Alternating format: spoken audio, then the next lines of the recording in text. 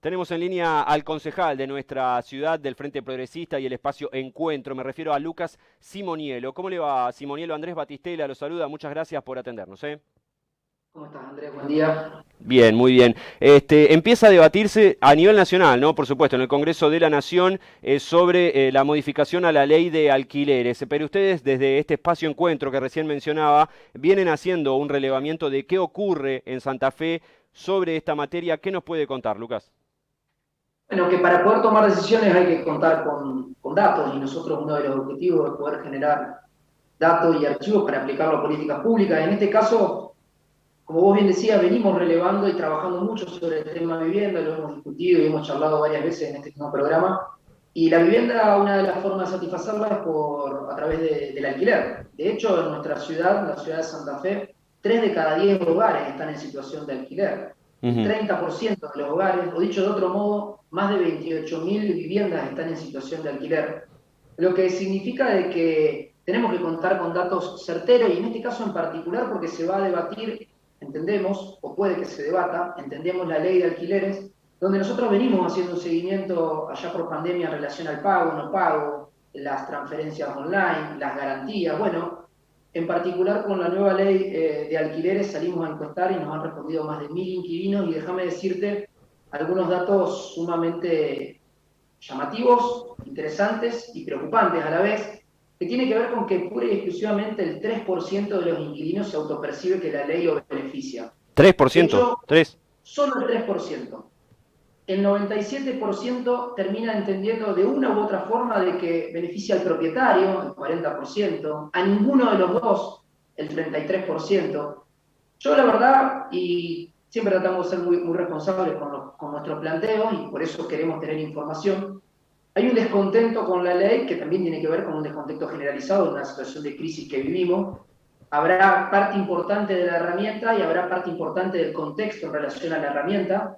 Tengamos en cuenta de que se actualiza el alquiler cada un año, que tiene que ver la inflación en eso, el índice de alquiler, de actualización de alquiler dio por arriba del 50%, pero previamente cuando se tuvieron que firmar esos contratos no se sabía cuál iba a ser el índice, por lo tanto los propietarios del mismo inmueble, tal vez esta habitación que se estaba alquilando, al pasar a alquilar por otro sistema normativo y desconociendo cuál era la previsibilidad que podían tener en relación al valor, todas las consultas que nos han llegado, hemos atendido a más de 250 familias en la ciudad, tenían que ver con un aumento que estaba entre el 50 y el 65%. Si a ese 50 y 65% le sumamos el del año posterior, que dio el índice publicado por el INDEC, ahí tenemos uno de los grandes problemas que tiene que ver con el bolsillo de las familias, que también, punto que tomamos del sondeo, golpea y fuerte.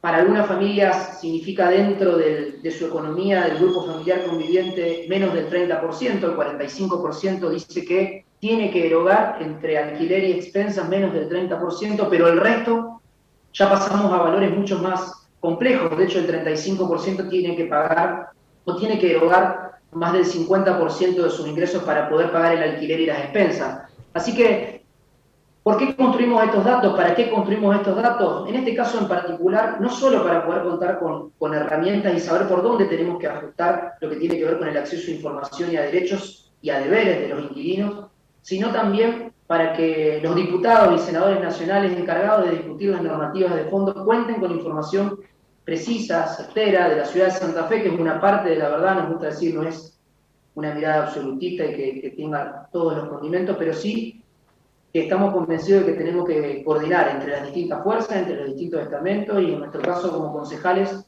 que tenemos más en la inmediatez a nuestros vecinos, nuestros amigos, nuestros conocidos, nuestros compañeros de trabajo, tantos de ellos que alquilan, para que puedan tener información precisa y poder debatir una mejora en la ley de fondo. Claro, ahora hablo como inquilino, Lucas, si quieres sumar como el dato 1001, entonces, porque cuando me llegó la actualización anual, me quería morir, insulté en 5 idiomas diferentes, porque está atado a la inflación, eso es una locura en Argentina. atar a la inflación este tipo de cuestiones, como también lo era con los créditos UBA y demás, me parece que es una pifiada. Ahora bien, un poco más tranquilo, relajando y refrescando un poco la cabeza, y ahora que se pone en debate la ley, digo, bueno, desmenucemos. A ver, el tema de que el contrato sea por 3 años me parece bien, me parece que da previsibilidad para quienes somos inquilinos. Que la actualización sea anual y no semestral, también me parece que da alguna cierta tranquilidad, por lo menos que en este momento que la inflación está volando, buah, veremos cuando me venza el año de contrato, pero si bien hay que modificarlo, digo, porque está generando, y usted lo decía, que el 97% de las personas estén disconformes, hay otras cosas que no estaban tan mal, ¿no? Y esto me parece que también debemos transmitírselo a nuestros legisladores nacionales.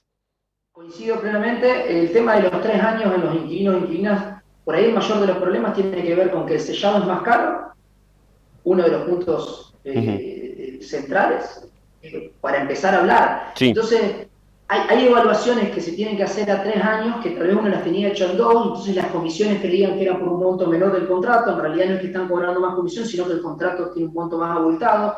Bueno, esas son previsiones que fueron todas, tal vez no tan previstas, no lo sé, que fueron todas juntas y fueron a impactar directamente en el bolsillo. Yo coincido que los 3 años fue un avance en relación sobre todo a la posibilidad del inquilino de con 3 meses de anticipación decir que no va a seguir con la locación y no tener que abonar una penalización, también con el deber de parte del propietario en advertir y en avisar si le quiere renovar y bajo qué condiciones o no los últimos 6 meses. Ni hablar, yo no creo que tengamos que ir, como pasa mucho en Argentina, de un péndulo de un lado al otro. Hay que rescatar cosas positivas, la registración de los contratos por AFIP también es positiva, la transferencia electrónica es positiva, se ha querido regular mucho más en materia de garantías, pero no ha sido efectivo, es positivo, pero no se ha implementado, nos siguen manifestando los inquilinos e inquilinas de la complejidad que tienen a la hora de garantizar el pago del alquiler. Por eso no es un solo tema, por eso el tema de vivienda y vivienda en alquiler tiene que ser abordado tal vez con menos discursos rimbombantes, con más datos y con más articulación de políticas públicas, porque atrás de todos los inquilinos, y te veo a vos en este caso en particular, seguramente hay un sueño de poder construir la casa propia. ¿Y qué Ujú. es lo que estamos haciendo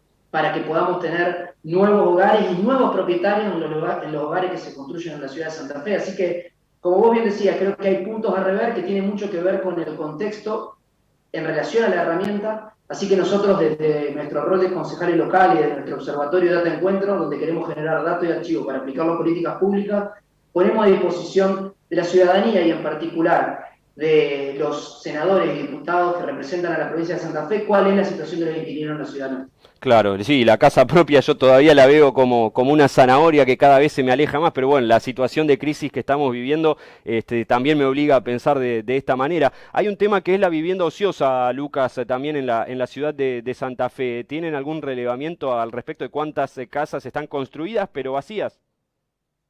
No, lo que sabemos es que el stock de departamentos, ya estamos en pleno censo, ha avanzado y la cantidad de inquilinos ha avanzado. Para poner un ejemplo y no aburrir y abrumar con números. En el 2001, de los 10 departamentos que había hipotéticos, 3 estaban en situación de alquiler. En el 2010, de los 10 departamentos que había, que eran mucho más, había 5 en situación de alquiler.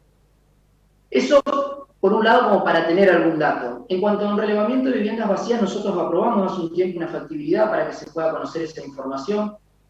La Ciudad Autónoma de Buenos Aires lo hizo en el 2019, usando datos muy esenciales que tienen que ver con el consumo de energía eléctrica y agua. Nosotros, en el caso nuestro, no tenemos medidores en todas las viviendas, pero el consumo de energía eléctrica es un determinante de si está habitado o no.